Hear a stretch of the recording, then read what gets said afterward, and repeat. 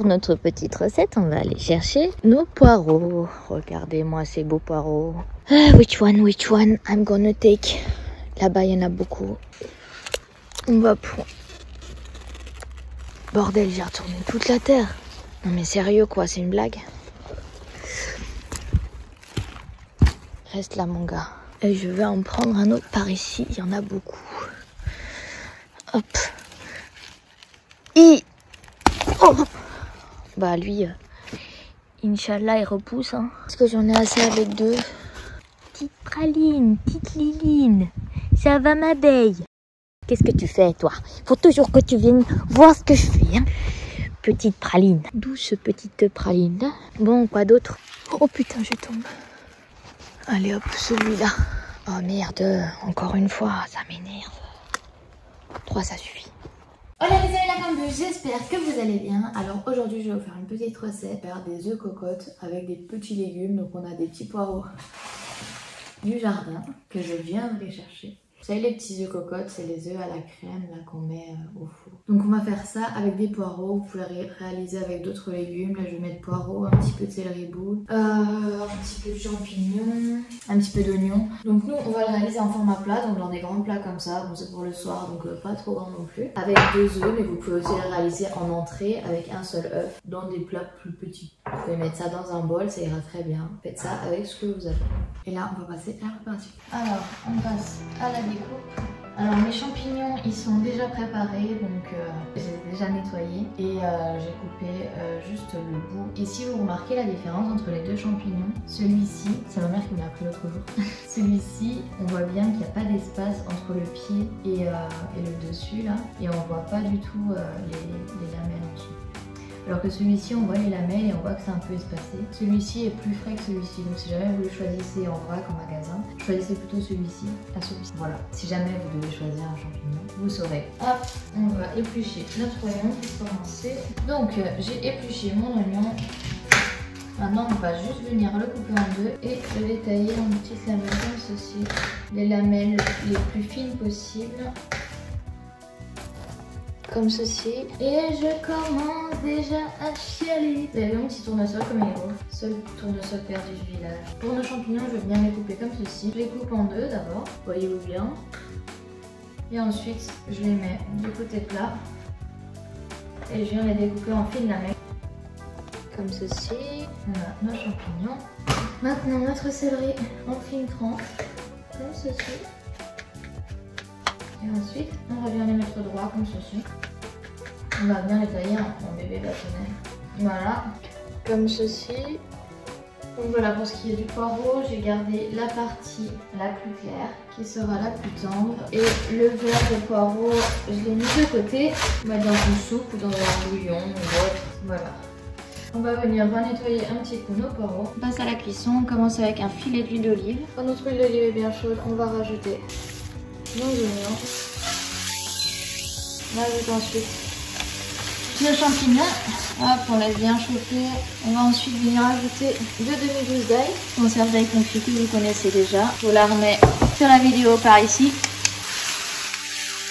Prenez l'ail et vous allez venir l'écraser comme ceci. On commence à avoir une belle coloration. On va ajouter quelques bons tours de moulin à poivre, du sel et un petit peu de noix de muscade. Hop.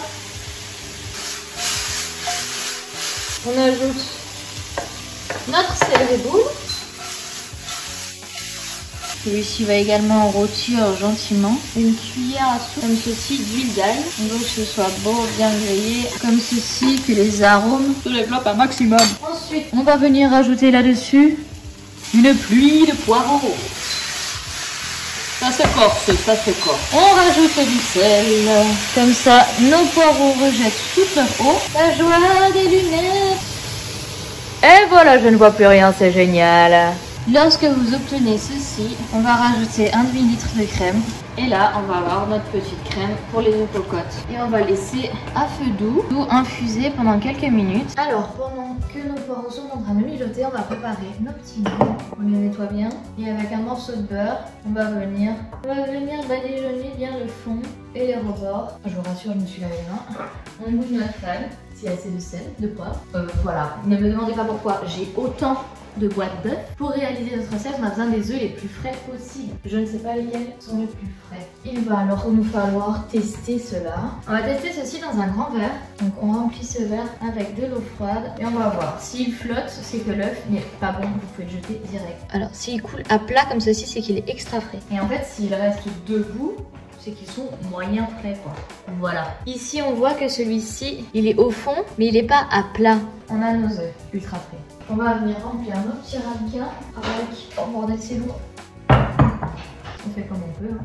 On vient remplir... Ah mais c'est vraiment trop lourd. On vient remplir nos petits ramequins avec notre fondu de poireaux, nos petits légumes. On essaye de bien répartir entre tous les ramequins. Ici j'en ai des plus ou moins gros. Bon les plus ou moins gourmands. Ah, mon poignet en PLS. J'ai zéro force. Je suis une faible. Les choses ont changé. Bim bam. Bim bam. Yes. Au coulis. Et voilà. On répartit bien dans le ramequin. Mais après on a fait au mori. C'est un délice. Alors on va faire 2 œufs par personne. Avec une petite cuillère, vous pouvez préparer l'emplacement de vos jaunes. Ici, c'est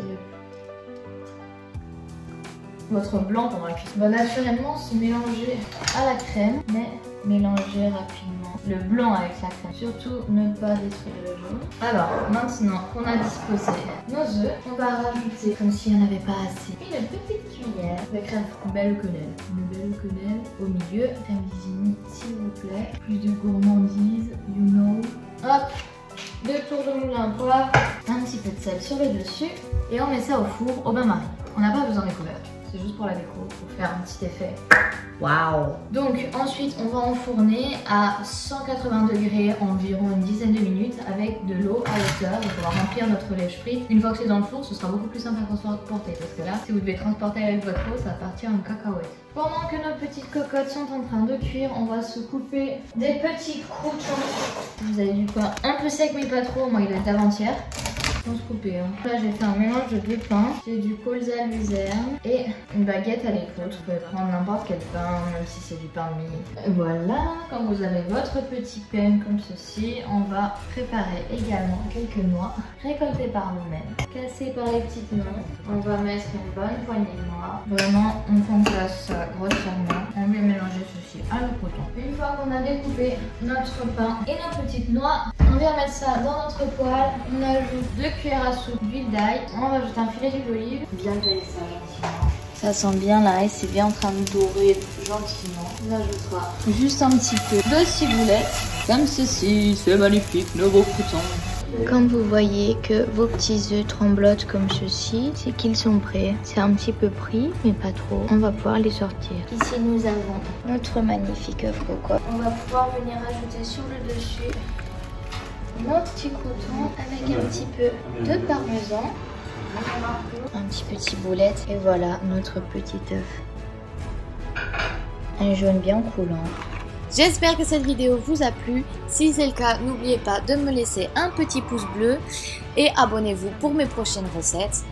Voilà, régalez-vous avec ces petits œufs cocottes et videz vos cambus. Bisous!